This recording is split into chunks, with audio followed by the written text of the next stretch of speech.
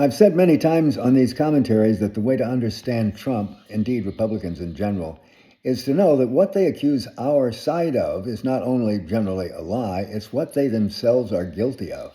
For them, up is down, black is white, and don't believe your lying eyes. Right now, you see that in action with their new mantra, weaponization. They say the Democrats under Joe Biden were guilty of weaponizing the Justice Department. Joe Biden, this person they like to characterize as a sort of a bumbling Mr. Magoo who didn't know where he was half the time, was also this evil genius who terrorized Trump and Republicans in general by ordering his equally evil, dynamic mastermind Merrick Garland to mobilize, read that, weaponize, the Justice Department to illegally go after conservatives.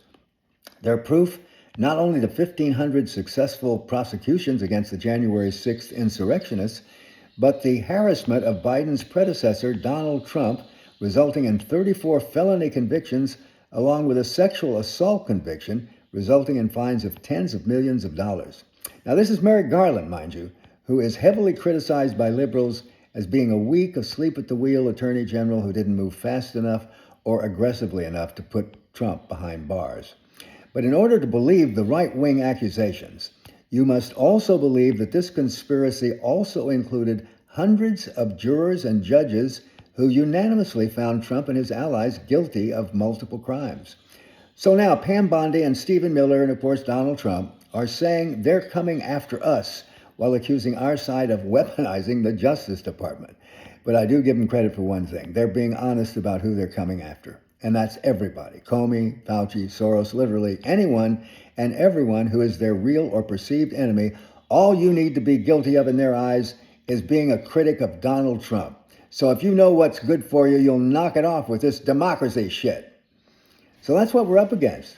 History will either record that we stood up to and defeated this evil, or that we cowered in the corner with fear. I'm betting on the American people. They think we're woke and weak. The Germans and Japanese thought that too back before we kicked their asses 85 years ago. But we have to stand together. And don't think for a minute that this threat isn't just as serious as that which we faced in 1941. Maybe much worse, because the dictator we face now is the one who's actually in charge of our country, sitting there in the White House. Don't be intimidated, and don't doubt this. If we fight, we win. And that means this fight has to be front and center in your mind every day, along with your commitment to, as the hat says, do something.